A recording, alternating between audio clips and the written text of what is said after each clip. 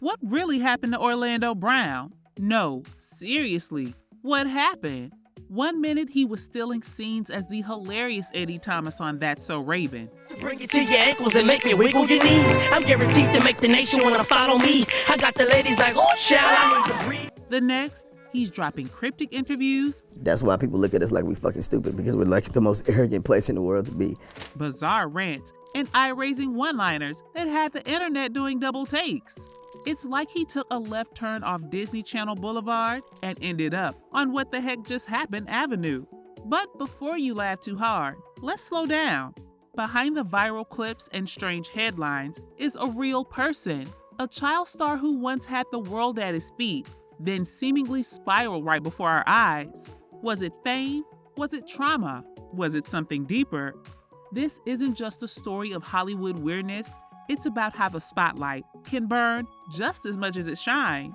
We're driving past the memes, peeling back the drama, and getting real about the rise, fall, and possible redemption of Orlando Brown. Because somewhere between the chaos and comedy lies a tale that's way more human than you might expect.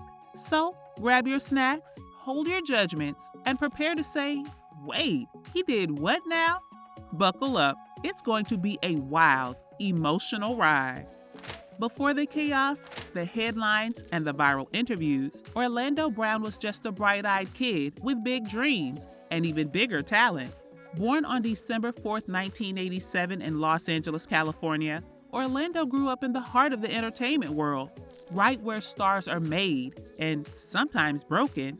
From a young age, it was clear that this kid wasn't going to live an ordinary life. His family noticed his magnetic energy early on. He wasn't just funny, he was camera-ready funny. Whether it was mimicking voices, making faces, or putting on impromptu performances in the living room, Orlando had that spark. School wasn't exactly his favorite place. He wasn't the kind of kid who could sit through a math lecture when his imagination was running marathons. But while he might have struggled with focus in the classroom, give him a script or a stage, and he was locked in. His teachers and peers noticed too. There was a natural charisma about him, an ability to take a line and deliver it in a way that made people feel something, even if it was just laughter. Orlando's big break came earlier than most. He was just a child when he landed his first acting role in the 1995 film Major Payne, starring Damon Wayans. At only 7 years old, Orlando played the role of Cadet Kevin Tiger Dunn, a tiny ball of sass and confidence who could go toe-to-toe with Wayans' comedic force. It was a small role, but a memorable one, and it showcased exactly what casting directors and audiences would come to love about Orlando: his timing, his presence, and that undeniable it factor. From there, the ball started rolling. Orlando began appearing in a variety of television shows throughout the late 90s. He had guest spots on popular series like Family Matters, Two of a Kind, and The Jamie Foxx Show. He even did voice work on the animated hit The Proud Family, playing Sticky Webb, a fast-talking tech-savvy kid who felt like an extension of Orlando himself. But it wasn't just about booking roles. Orlando embodied them. There was something about his performances that made people stop and say, "Who's that kid?"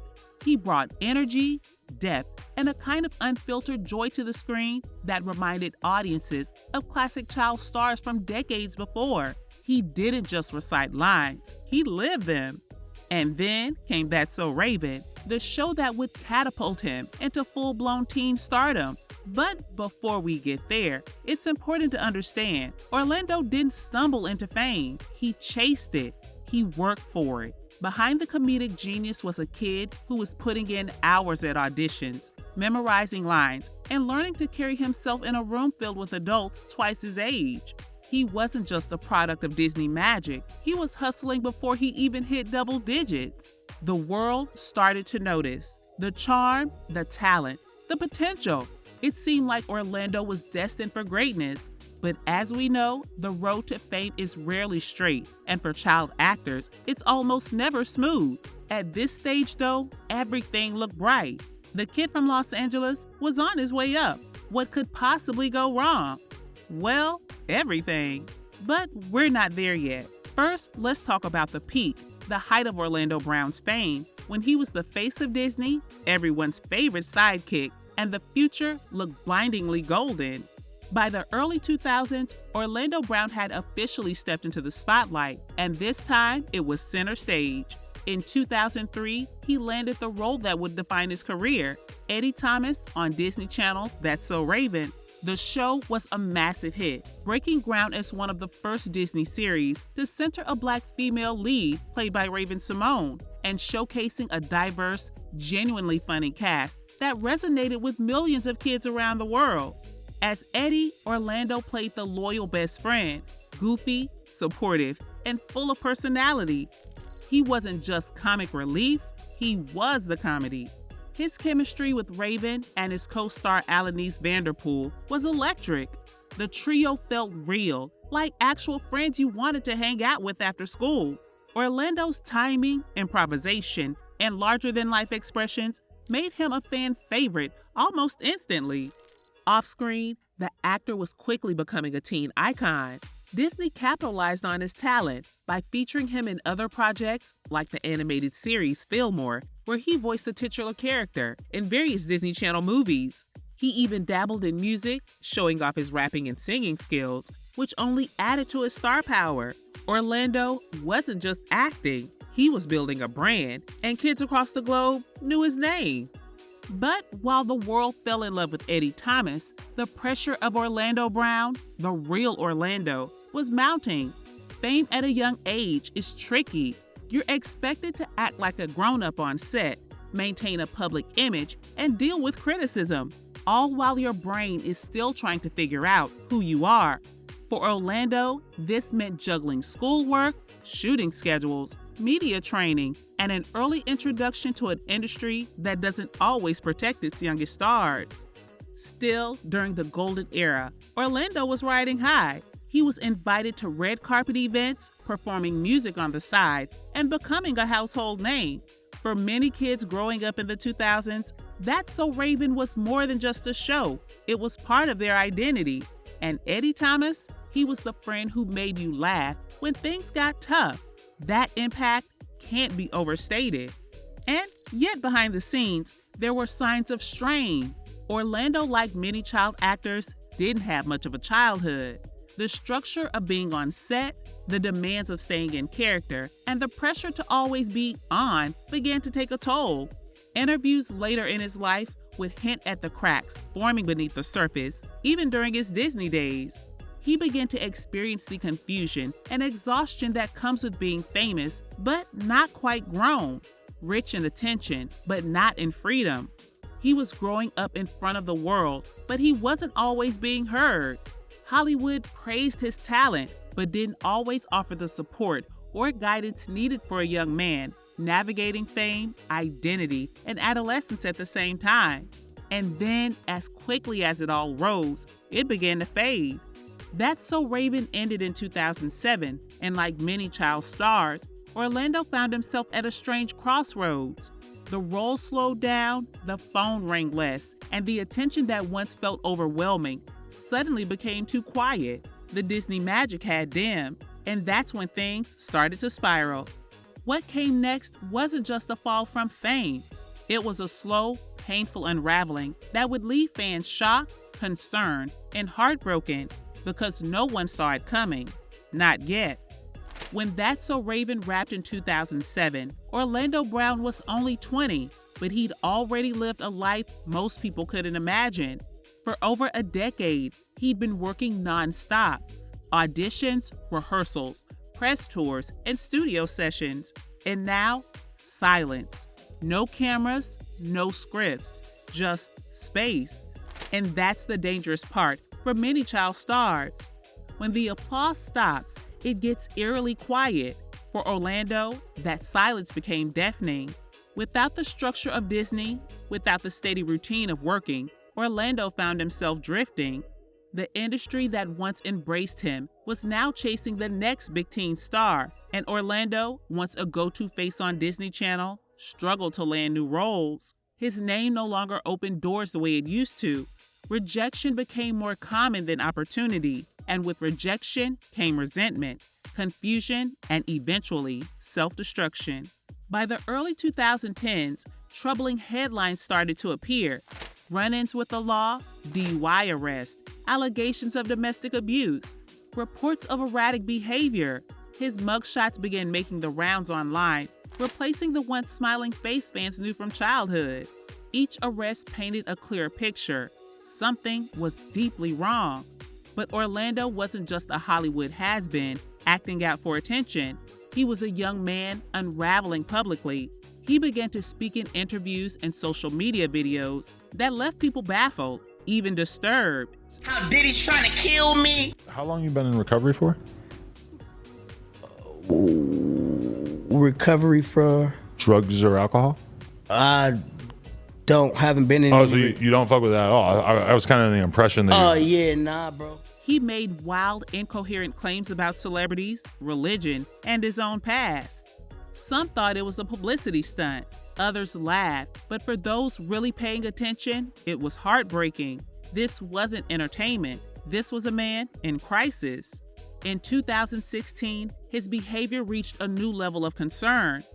I mean, I told you in the first interview. A video surfaced of Orlando giving a bizarre interview where he claimed outlandish things about former co-star Raven Simone and rambled about topics that made little to no sense.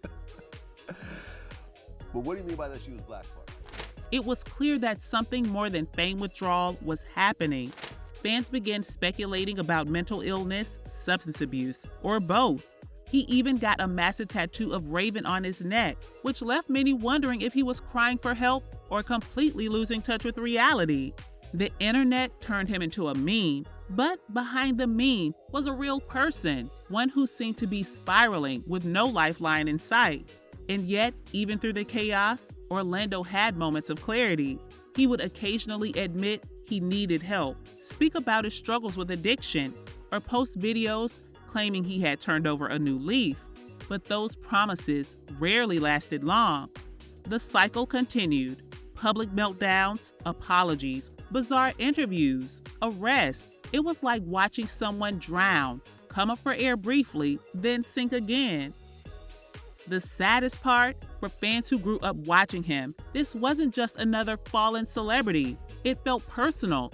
Orlando Brown was Eddie. He was part of our childhoods, and now he was breaking in front of us, and we didn't know how to help.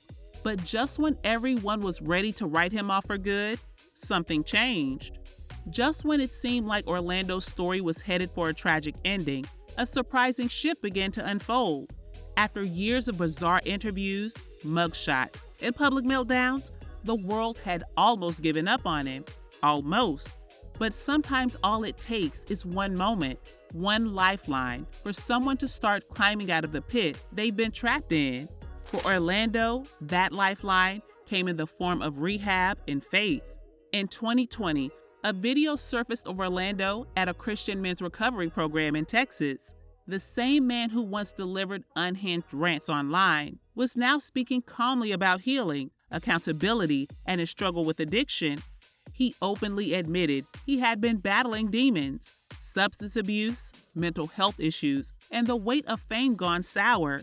But now he was trying to change. And it wasn't just talk. For the first time in years, Orlando looked different, clearer, more focused, present. He shared how finding faith in God had helped ground him and how he wanted to become a better man, not just for himself, but for his young son.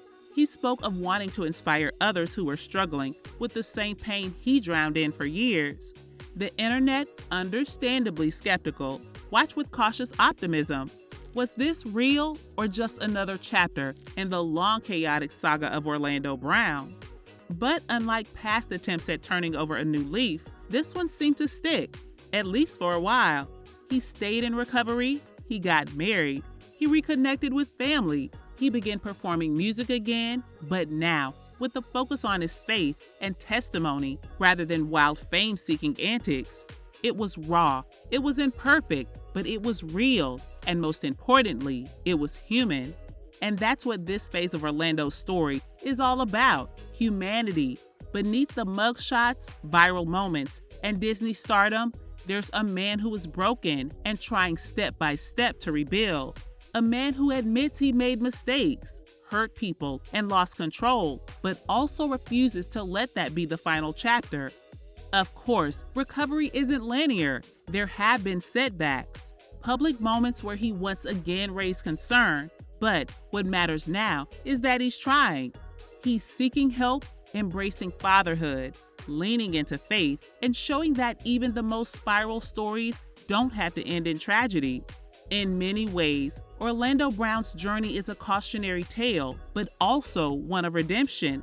It reminds us what fame can do to a child who isn't protected, what addiction can do to a person who's in pain, and what healing can look like when someone decides they've had enough. He may never return to Disney Channel's stardom. He may never fully silence the internet's jokes, but Orlando Brown doesn't need to be a meme anymore.